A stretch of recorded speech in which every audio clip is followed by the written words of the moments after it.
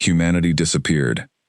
From the galaxy, then a Terran warship returned with a warning. For 300 years, the galaxy had lived without humans. Most species alive now had never seen one. They only knew of humanity from old records, old songs, and old fears. Some species said humans were dead, wiped out in a war nobody remembered clearly. Some said humans had become something else, something beyond flesh, and had left the galaxy on purpose. Some said humans were still out there, hiding, watching, waiting. Nobody knew for certain. The only thing everyone agreed on was this. One day, humanity was part of the galaxy, building ships and fighting wars and trading with 100 other species, and the next day, they were simply gone. Not one human ship, not one human colony, not one signal. Gone. At the center of the old human territory sat a region of space called the Silence. It was a wall no sensor could see through, and no ship could cross. Ships that tried simply stopped working. Engines died. Lights went dark. The crews reported strange dreams, and then their ships drifted back out, empty of fuel but full of people, unharmed but shaken, unable to explain what had happened. After enough ships were lost this way, everyone stopped trying. The Silence became a monument, a tomb maybe, or a locked door. On the edge of that great empty space, a rescue station called RL's Reach watched over the border. It was a modest place, built by the Kavoth Assembly, the loose alliance of species that had grown up in the wreckage of the old galactic order after humanity vanished. RL's Reach was not important. It had a small crew, a handful of scanners, and not much else. Its job was simple. Watch the Silence, log anything strange, and report it. Nothing strange had happened there in decades. Until the night everything changed.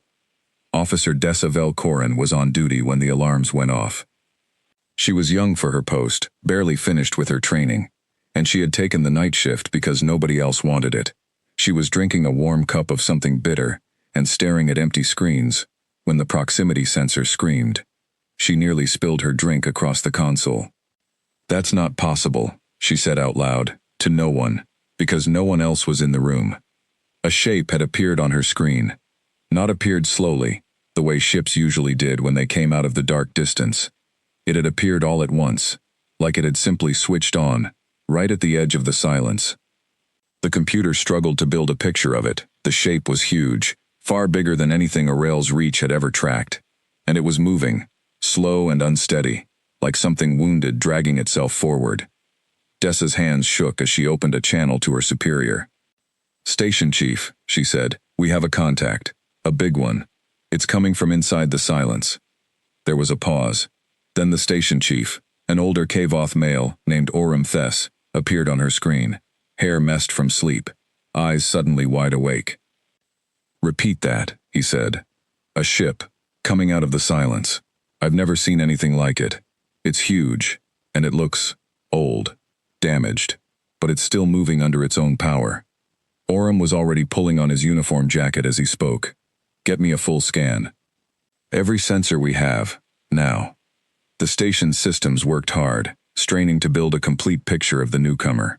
Slowly, piece by piece, an image formed on the main screen.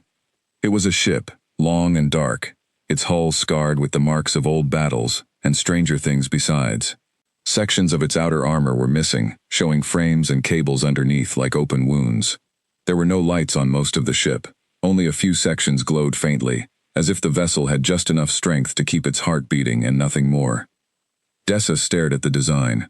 Something about its shape tugged at a memory buried deep in old history lessons. She had seen ships like this before, but only in pictures, only in museums. "Chief," she said slowly, I think this is a Terran ship." Orem froze. "A what?" "Terran. Human. Look at the hull markings, the shape of the weapons ports, the way the engines are arranged. It matches old records. It matches the ships from before the Silence." For a long moment, nobody on the station said anything. Humanity had vanished 300 years ago. Their ships had vanished with them. No Terran vessel had been seen by any living being in that entire time. And now, out of the very heart of the Silence, one had appeared, broken and alone, drifting toward the edge of known space.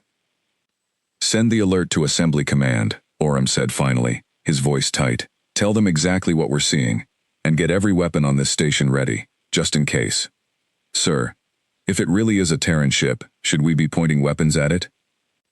Orem looked at the screen, at the massive dark shape crawling closer, engines flickering weakly. We don't know what that ship has been through, he said. We don't know what's on it anymore. Humans disappeared for a reason, Dessa. Maybe they're finally telling us why. The ship kept coming. It did not fire. It did not turn away. It moved steadily toward Orel's reach, as if it had chosen this exact station on purpose, out of every possible place in the galaxy to arrive. When it was close enough, the station's communication system picked up a signal. It was faint, badly damaged, full of static and gaps, but it was there, a voice, rough, tired, and unmistakably speaking Old Galactic Common, the trade language humans had once used with a dozen other species. This is Terran Fleet Ship, Second Sword, requesting emergency contact with any governing authority. The voice cut out, came back, cut out again. We are not a threat. Repeat, not a threat. We carry a warning. For the galaxy, please, respond. Dessa's hands were frozen over her console. She looked at Orem, who looked just as stunned as she felt. Answer them, he said quietly. Answer them right now. Dessa opened the channel with trembling fingers. Terran Fleet Ship Second Sword. This is Orel's Reach Monitoring Station of the Kaivoth Assembly. We hear you. Please state the nature of your warning. There was a long pause, long enough that Dessa began to wonder if the connection had failed completely. Then the voice returned, clearer this time, as if whoever was speaking had gathered their strength for one final effort. My name is Captain Ren Adeze Okoye, commanding officer of the Second Sword. We have been traveling for a long time. My ship is damaged and my crew needs help. But before anything else, you must listen to me. Humanity did not vanish by choice. We were forced to leave. Something drove us out of the wider galaxy, something we have spent 300 years trying to survive, trying to understand, and trying to stop. We failed to stop it. It is coming. And it will not stop with us. The channel went quiet again, but this time the silence felt different, heavier. Orem leaned close to the console, his voice careful. Captain Okoye, can you tell us what this threat is? Not over an open channel, the voice replied. Not where anything might be listening. I need to speak with someone who can act, someone with real authority. Time is not on our side. It never has been. Dessa looked at the shape of the ship on her screen, drifting closer, its lights flickering like a dying heartbeat. Whatever this Second Sword had faced, it had clearly cost them dearly. She thought of the stories she had grown up with, tales of a great and mysterious species that had once filled half the galaxy with cities and fleets, and then disappeared overnight. She had always assumed those stories were exaggerated. Now she was not so sure. We will contact Assembly Command immediately, Orem said into the channel. Please hold your position. We are sending a full report up the chain right now. Thank you, Captain Okoye said, and for the first time, something like relief entered her tired voice. We have waited a long time to be heard again. The channel closed. Orem turned to Dessa, his face pale. Send everything to Assembly Command. Full sensor logs, full audio, everything. Mark it highest priority.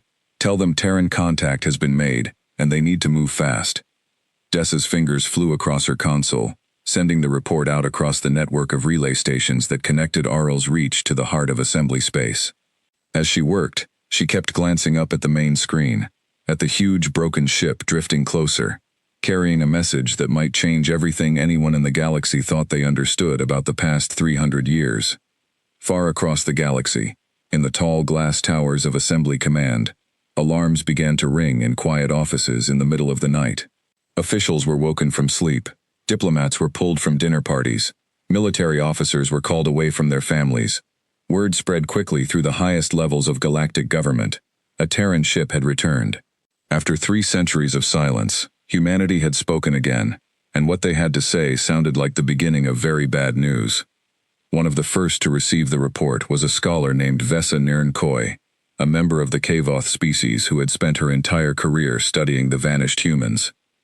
She had written papers nobody read and given lectures nobody attended, always insisting that humanity had not simply disappeared. that something had happened to them, something the rest of the galaxy had chosen to forget, because it was easier than facing the truth. When the alert reached her personal terminal in the middle of the night, she read it twice, her hands trembling. Before letting out a breath she felt she had been holding for years. "I told them," she whispered to her empty apartment. "I told them they were still out there." She dressed quickly and headed for Assembly Command, knowing that whatever happened next, the galaxy was about to change in ways nobody had prepared for. The ship called Second Sword drifted closer to Aurel's reach with every passing hour, carrying inside it a crew of exhausted humans, a captain determined to be heard, and a warning that had already crossed 300 years and countless kilometers of empty space to reach a galaxy that had almost forgotten to be afraid. Whatever had driven humanity out of the stars had not gone away. It had simply been waiting. And now, at last, someone had come back to say so. As dawn broke over a dozen worlds that had no idea what was coming, the great damaged warship finally reached the edge of Aurel's reach. Docking clamps groaned as they reached out to steady its wounded hull. Inside the station, every crew member gathered near the airlock, nervous and curious in equal measure, waiting for the doors to open and reveal, for the first time in 300 years, a living human being. The airlock hissed, steam and old air spilled out, and through the mist, a figure stepped forward, tired, thin, dressed in a uniform faded from years of wear, but standing tall despite everything her ship and her crew had suffered to get here. Captain Ren Okoye looked out at the small crowd of alien faces staring back at her, and for a moment, nobody moved. Then she spoke, her voice steady, despite the exhaustion behind it. "Take me to whoever is in charge," she said. "We don't have much time." Humanity disappeared from the galaxy. Then a Terran warship returned with a warning. Assembly Command sat on the world of Kessa Prime, a planet chosen centuries ago because it belonged to no single species and no single power. Its glass towers rose above wide plazas where 100 different kinds of beings walked side by side, a living symbol of everything the Kavoth Assembly had built after humanity's disappearance, left a hole at the center of galactic politics. It was here, in the largest meeting hall on the planet, that Captain Ren Okoye was brought to speak. She had been given time to rest, to eat, to clean the grime of a long journey from her skin. Her crew had been cared for, their wounds treated, their ship placed under careful watch by assembly engineers who studied it with equal parts fascination and fear. Now, 3 days after her arrival, Ren stood before the full Assembly Council, a room full of representatives from every major species in known space, all of them staring at her as though she were a ghost given form. In a way, she was. "Thank you for hearing me," Ren began, her voice carrying easily through the hall's quiet acoustics. "I know this is strange. I know many of you did not believe humans still existed. I understand that. 300 years is a long time to be gone."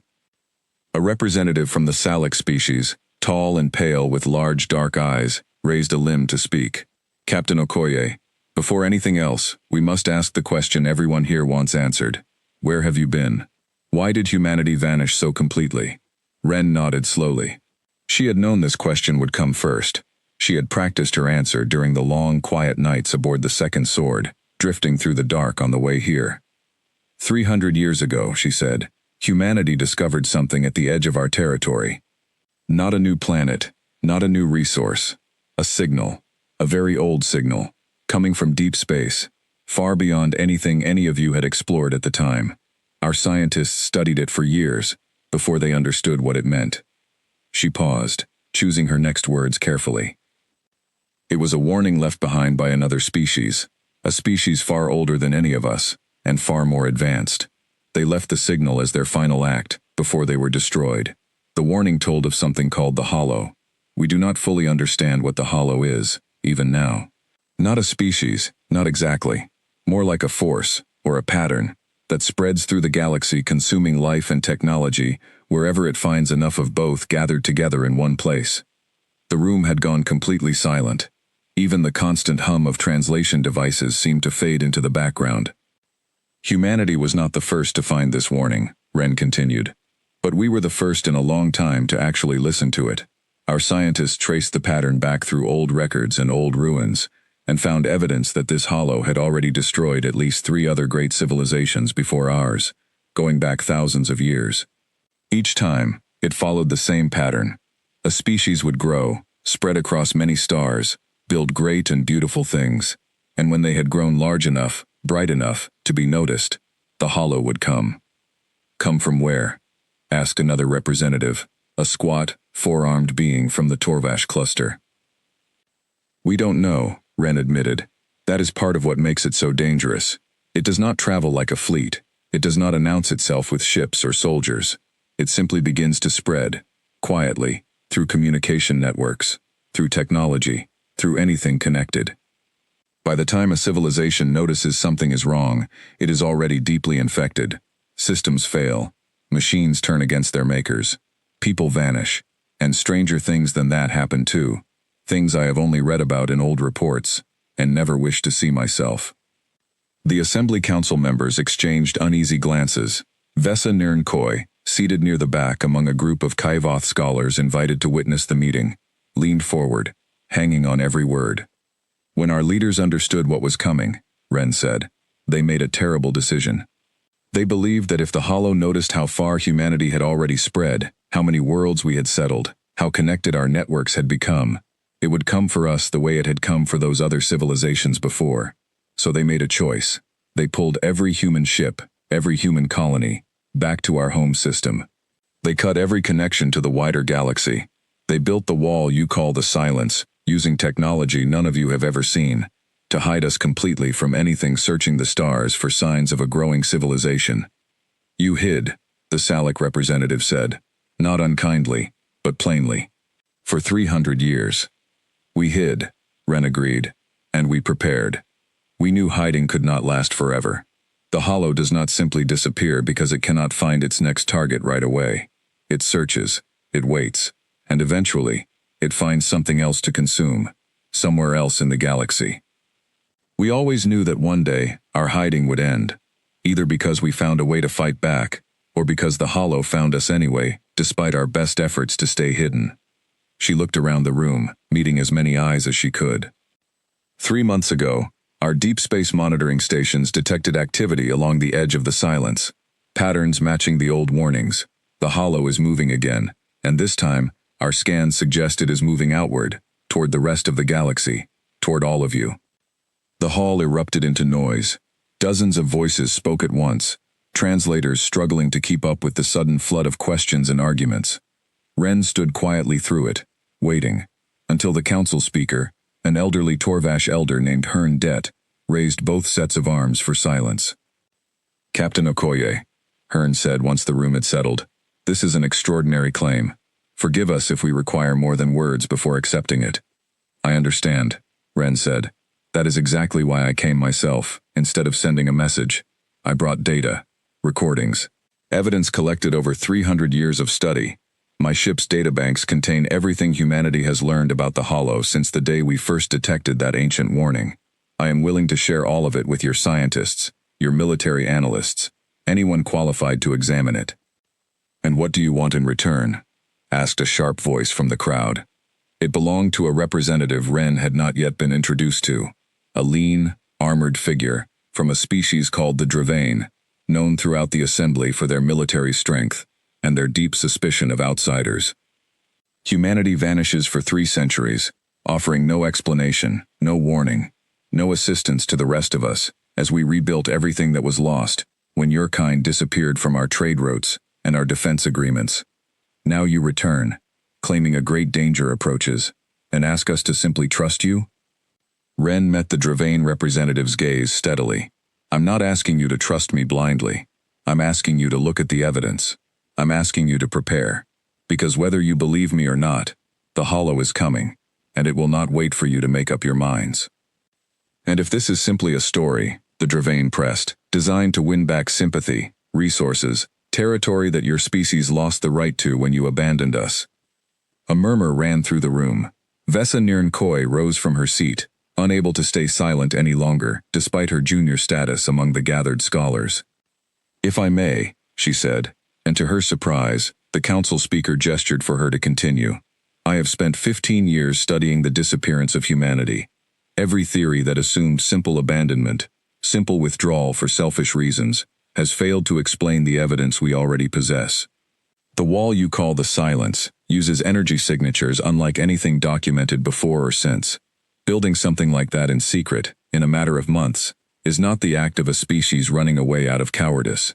It is the act of a species preparing for something they believed was truly catastrophic. The Dravane representative's expression did not soften, but he said nothing further, at least for the moment. Hearn Det studied Ren for a long moment before speaking again. Captain Okoye, the Assembly will need time to examine your evidence properly. We will assemble a team of scientists and military analysts to study everything you have brought us. In the meantime, your ship and crew will remain under Assembly protection here at Kessa Prime. Protection, Ren repeated evenly, or detention. A necessary caution, Hearn said, not unkindly. You must understand our position. We have not seen a human in 300 years, and now one arrives with warnings of galaxy-ending danger. We would be foolish not to proceed carefully. Ren considered this, then nodded slowly. I understand. I would do the same in your position. But I ask you to move quickly. Every day we spend debating whether to believe me is a day we are not using to prepare. How much time do you believe we have? Hearn asked. Ren's expression darkened. Based on the patterns we tracked before I left, and the speed the Hollow moved during its last known cycle of expansion, I would guess somewhere between 6 months and a year before it reaches populated assembly space, possibly less. The number hit the room like a physical blow. 6 months. A year, if they were fortunate. It was barely enough time to organize a meaningful response to anything, let alone a threat capable of destroying entire civilizations. As the council began to argue amongst themselves about next steps, Vesa found herself approaching Ren directly, ignoring the protocol that usually kept junior scholars away from foreign dignitaries. Captain Okoye, she said quietly, I would very much like to speak with you further, if you are willing. I have spent so long trying to understand what happened to your people. I would like to hear it from someone who lived it.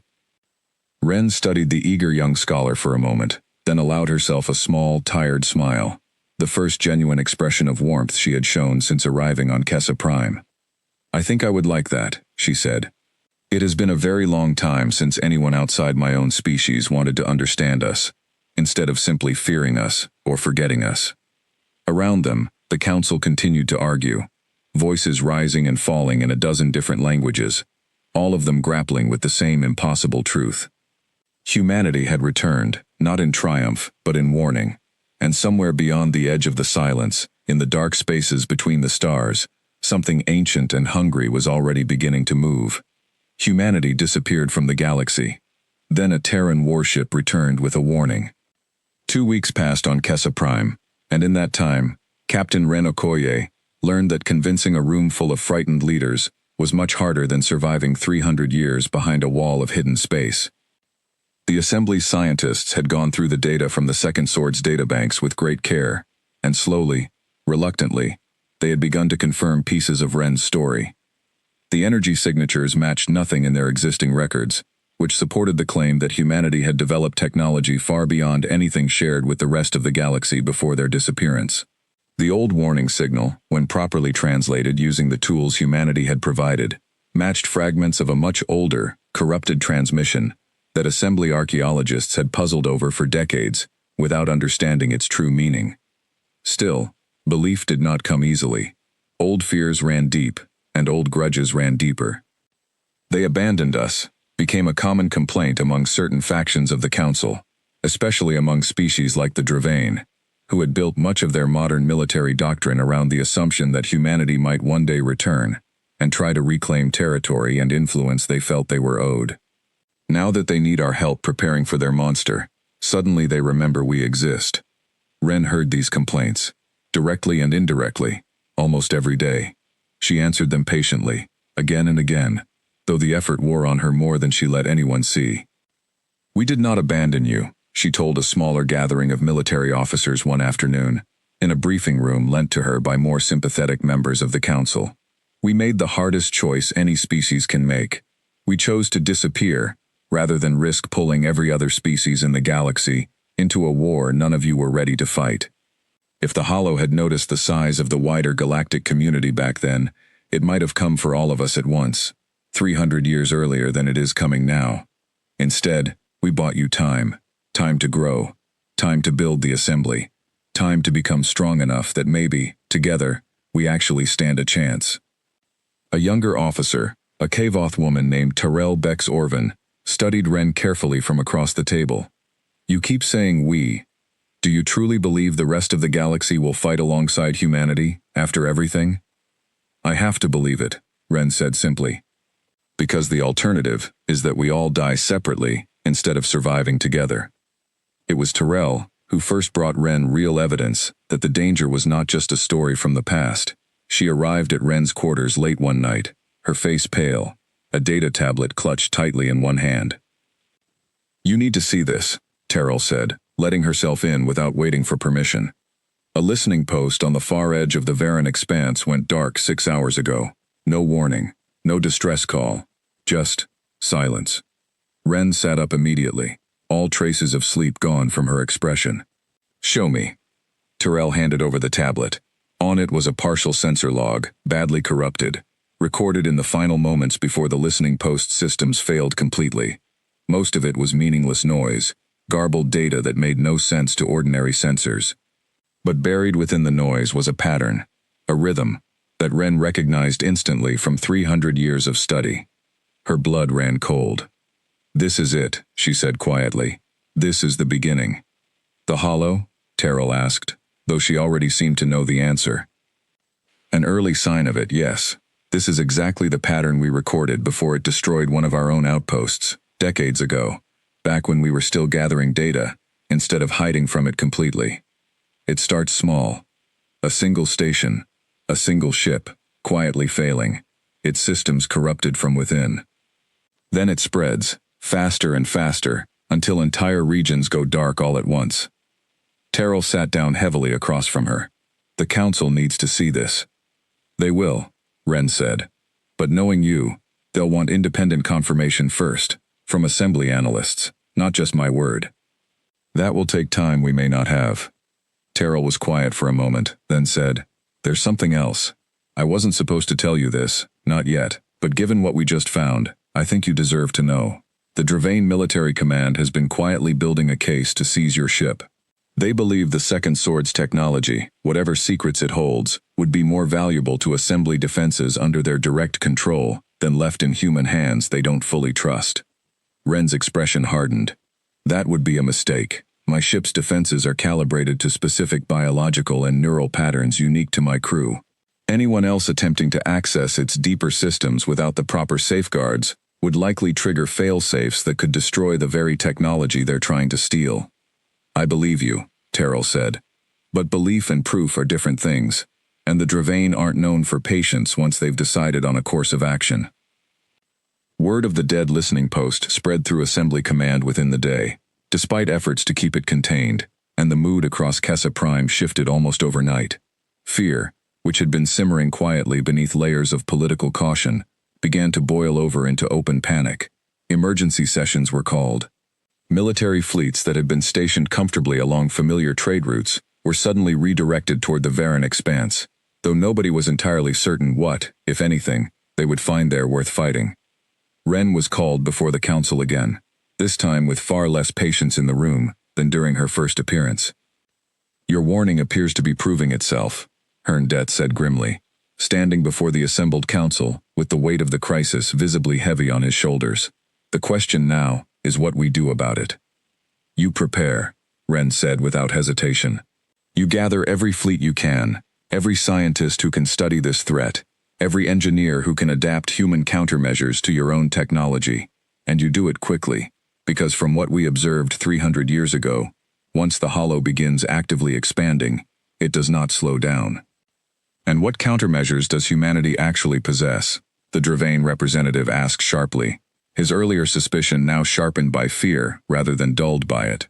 300 years of hiding, and what do you have to show for it, besides one damaged ship and a great deal of frightening talk? Ren allowed herself a small, humorless smile.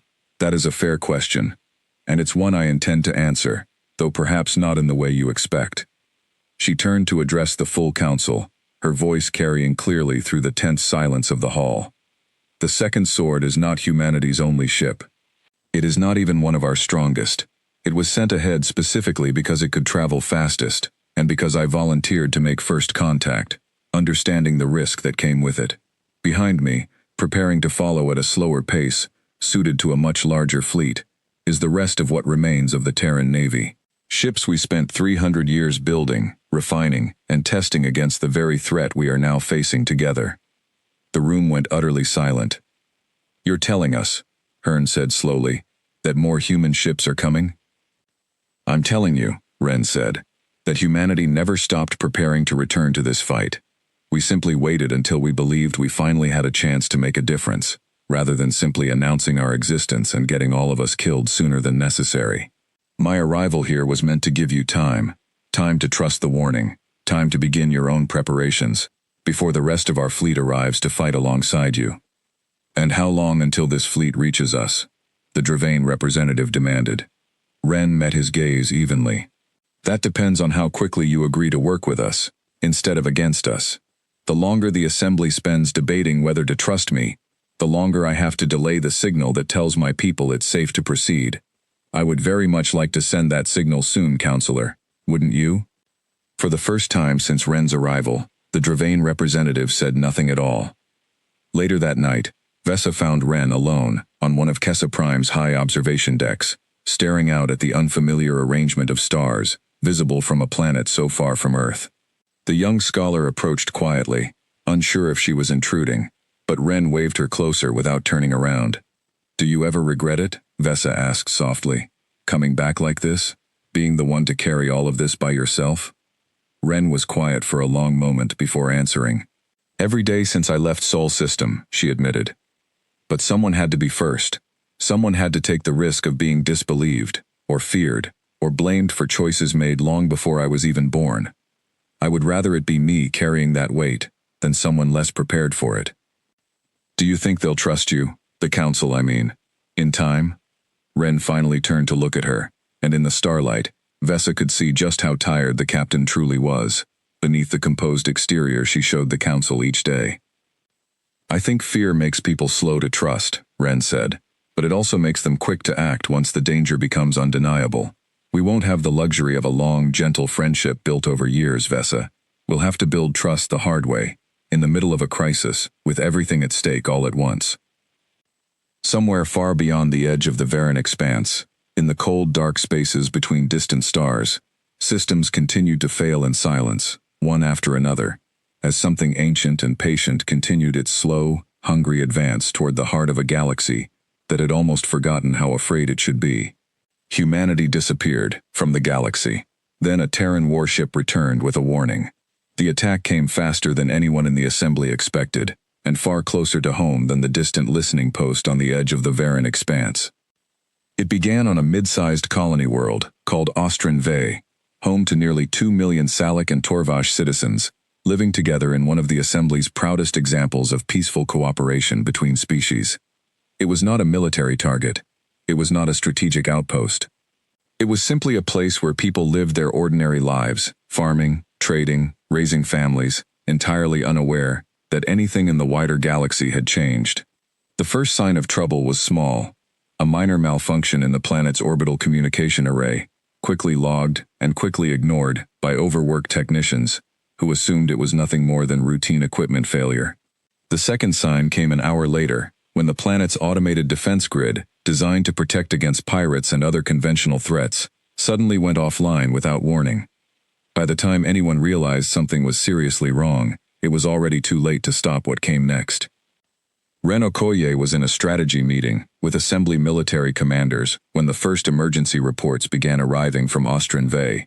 She watched the color drain from the faces around her as the reports grew steadily worse, entire districts losing power, automated systems turning against their operators, strange, twisting shapes seen moving through the colony's industrial sectors, shapes that defied easy description, from panicked witnesses trying to explain what they were seeing, to emergency responders who could barely process the reports themselves.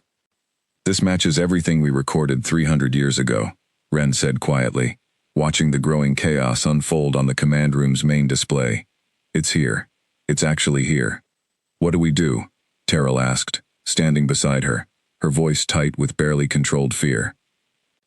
"We cannot save that colony through conventional means," Ren said, her voice grim but steady. Not now. Not with what's already loose down there. Any assembly fleet you send in blind will simply become fuel for whatever this thing is becoming. Then what would you have us do?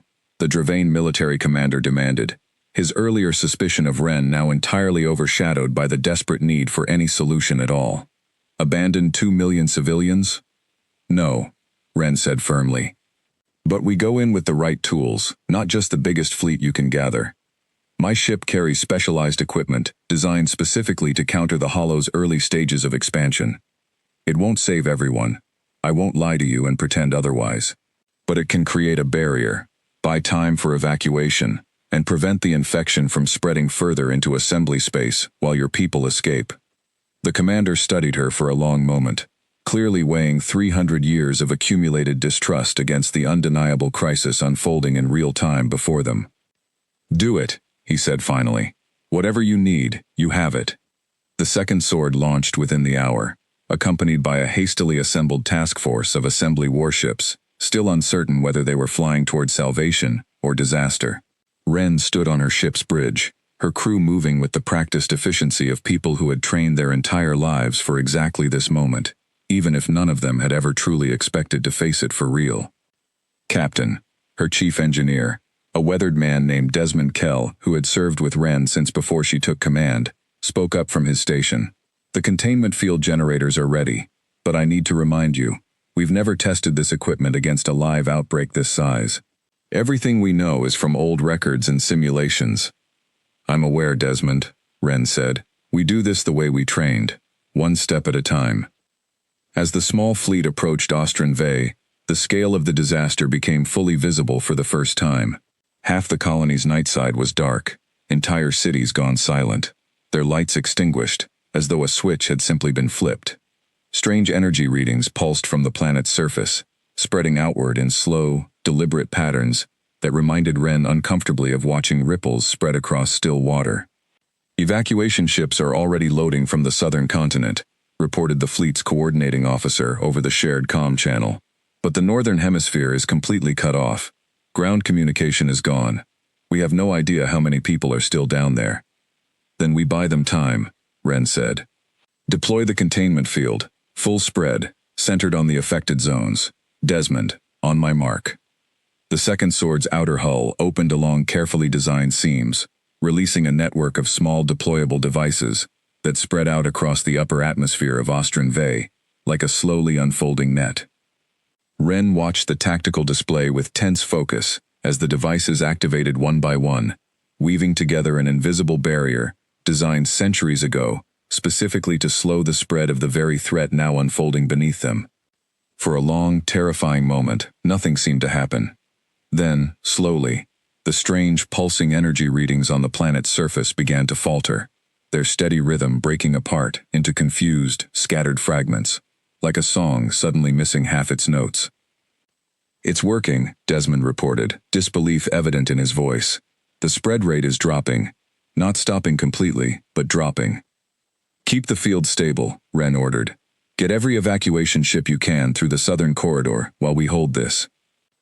Over the following hours, assembly evacuation ships worked desperately to pull as many survivors as possible off the dying colony, guided by Ren's crew toward safe corridors kept clear by the containment field's careful boundaries. It was not a clean victory. Entire northern districts remained lost, their fate unknown, communication with them never restored. But nearly 1.5 million people escaped Ostran Ve alive that day, a number that would have been impossible without humanity's intervention. When the last evacuation ship finally cleared the planet's atmosphere, Ren gave the order to withdraw the containment field and pull the fleet back to a safe distance. Behind them, Ostran Ve continued to glow with strange, unnatural light, a wounded world left to whatever fate awaited it, no longer safe for any living being to return to. Back aboard the second sword, the mood was heavy with exhaustion and grief, but beneath it, something else had begun to grow. Something like hope, fragile and new. You saved them, Terrell said quietly, having transferred aboard Ren's ship during the crisis to help coordinate between human and assembly forces. 1.5 million people are alive right now because of what you and your crew did today. We saved who we could, Ren said, watching the dying colony shrink behind them on the rear display. That's not the same as winning. No, Terrell agreed. But it's a start. And I think it changed things. Back at Assembly Command, people saw what happened today. They saw humanity fighting beside us, not against us, not simply warning us from a safe distance. I don't think anyone will be questioning your intentions after this. Word of the Ostrin V rescue spread quickly across assembly space, carried by grateful survivors and stunned military officers alike. The story of the human ship that had held back an ancient, unstoppable horror long enough to save over 1 million lives spread from world to world, growing with each retelling, until the name Second Sword became known across the galaxy almost overnight. Even the Dravane military commander, standing before the full Assembly Council days later, found himself unable to maintain his earlier skepticism. I have spent my entire career believing humanity abandoned us when we needed them most, he admitted, his pride visibly costing him with every word. I was wrong. Whatever judgment history makes of humanity's disappearance, there is no denying what Captain Okoye and her crew did at Ostrin V. We would be fools to continue doubting their warning now. Herndett rose to address the assembled council, his expression grave but resolute. Then let us stop wasting time on doubt and start preparing properly for what is coming. Captain Okoye, you spoke of a larger fleet, one prepared to fight alongside us. I believe it is time you sent that signal.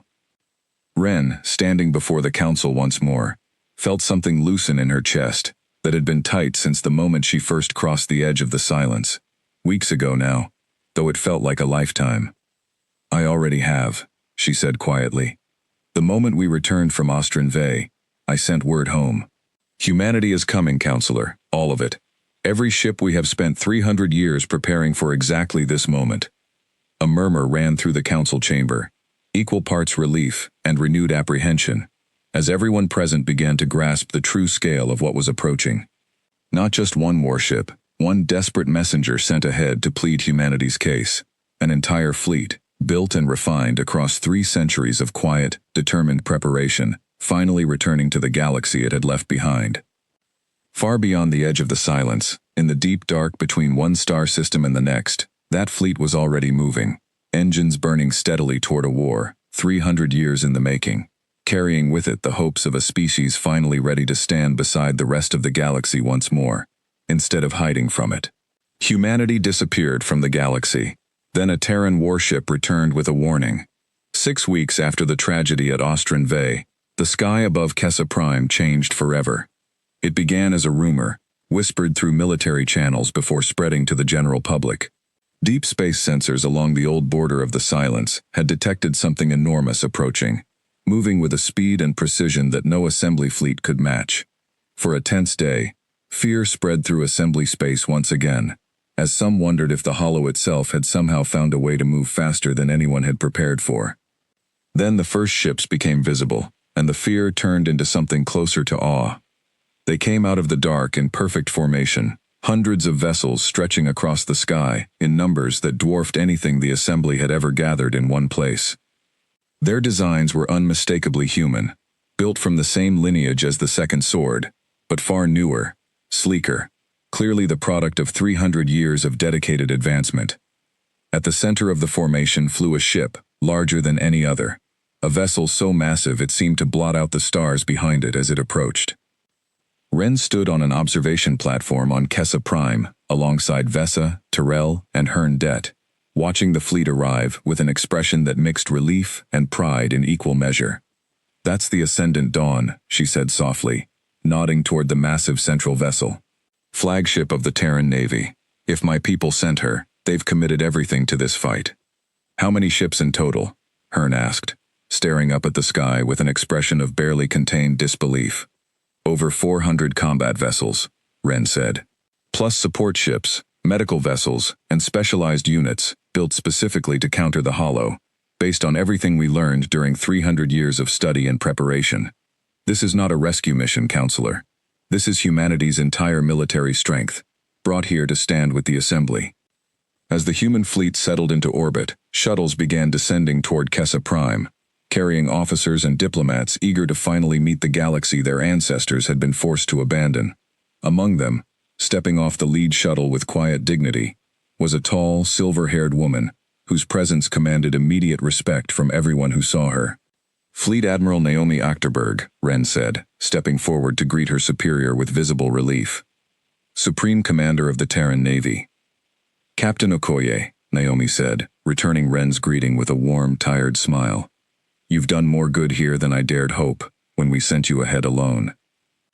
We have much to discuss, Admiral, Herndet said, stepping forward to greet the human commander formally. But first, allow me to say, on behalf of the entire Assembly Council, thank you for coming. We did not always believe your warning would prove true. We are grateful you came regardless. We made a promise to ourselves 300 years ago, Naomi replied, her expression turning solemn, that if we ever found a way to fight this threat properly, we would not face it alone again, and we would not let the rest of the galaxy face it without us either. We intend to keep that promise, starting now. Over the following weeks, human and assembly forces worked side by side at a pace few believed possible, combining 300 years of separate research and preparation into a unified strategy against the growing threat of the Hollow. Human scientists shared technology developed in isolation, countermeasures refined through decades of careful study, while assembly engineers contributed their own innovations, ideas, and resources gathered from 100 different species working together. The Hollow, meanwhile, continued its slow, patient advance, claiming smaller outposts and unprotected systems as it grew stronger, seemingly untroubled by the gathering forces preparing to meet it. Reports continued to arrive of strange, twisting phenomena, worlds gone dark, ships lost without explanation. But for the first time since the crisis began, those reports were met not with helpless panic, but with organized, determined response. The final confrontation came at a place called the Varan Gate, a natural choke point in space where the combined fleet of humans and assembly forces made their stand, determined to prevent the Hollow from spreading any further into populated territory.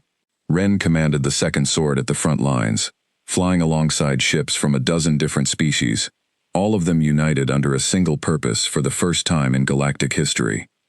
The battle that followed was unlike anything recorded in the history of either humanity or the Assembly. The Hollow did not fight like a conventional enemy. It spread, twisted, corrupted, turning captured ships and stations against their former masters, forcing the combined fleet to fight not just an external threat, but the constant fear of infection and betrayal from within their own ranks. Containment fields at 70%, Desmond reported from his station, sweat visible on his brow despite the ship's carefully regulated temperature. It's adapting faster than the simulations predicted, Captain. Then we adapt faster, Wren said, her voice steady, despite the chaos unfolding around them. Signal the Ascendant Dawn. Tell them we need the secondary countermeasure array activated now, not on the original timeline. Across the battlefield, human and assembly ships worked in careful coordination, human technology providing the specialized countermeasures needed to weaken the Hollow's spread, while assembly numbers and firepower provided the raw strength needed to hold the line against its constant, grinding pressure. It was a battle fought not just with weapons, but with trust. Hard-won trust, built across weeks of desperate cooperation, now being tested in the most extreme circumstances imaginable. Hours into the fighting, just as exhaustion and doubt began to creep into even the most disciplined crews, Fleet Admiral Naomi Achterberg gave the order that would ultimately turn the tide of the entire battle. Deploy the Sundering Array, she ordered from the bridge of the Ascendant Dawn. All ships, pull back to designated safe distance immediately. The Sundering Array was humanity's final, most closely guarded piece of technology, developed over decades, specifically as a last resort against the Hollow, never before tested in actual combat. As the combined fleet pulled back to a careful distance, the Ascendant Dawn's central weapon systems began to charge, drawing power from every connected human vessel in a coordinated surge that lit up the darkness of space with brilliant, pulsing light. When the array finally fired, it did not strike like a conventional weapon. Instead, a wave of carefully modulated energy spread outward across the battlefield, passing harmlessly through friendly ships, while striking directly at the strange, twisting patterns that marked the Hollow's presence. Slowly, painfully, the corrupted energy that had spread across the Varan Gate began to falter, its patterns disrupted, its advance finally, truly halted, for the first time since the crisis began. It was not a complete victory. The hollow was not destroyed, not entirely, not in a single battle after 300 years of careful, patient growth. But it was pushed back, contained, forced to retreat from the Varan Gate and the populated systems beyond it, buying the united forces of humanity and the Assembly precious time to regroup, rebuild, and prepare for whatever came next.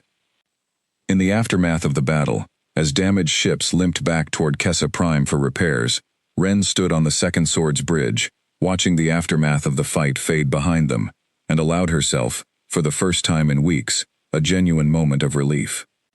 "We held," Desmond said quietly beside her, his voice carrying the exhausted disbelief of someone who had not truly expected to survive the day. "We held," Ren agreed. "Together. That's what matters most, Desmond. Not just that we survived, but that we survived side by side with people who 300 years ago wouldn't have even recognized our ships on their sensors." Back on Kessa Prime, the Assembly Council gathered once more, this time not to question humanity's warning, but to formally welcome humanity back into galactic society as an equal partner, bound by shared sacrifice and shared victory, rather than old fear and older suspicion. 300 years ago, Herndet said, addressing the full council with Ren, Naomi, and representatives from a dozen species standing beside him, humanity made an impossible choice, disappearing from the galaxy to prepare for a threat none of the rest of us truly understood. Many of us spent those centuries believing them gone forever, some mourning them, some fearing their eventual return, few of us truly ready to imagine what that return might actually mean. He turned to look directly at Ren, his expression warm despite the formal setting. "Today, we know the truth. Humanity did not abandon us. They prepared, quietly and patiently, for the day they could return and stand beside us when it mattered most. That day has come, and I believe it marks not an ending, but a beginning, for all of us."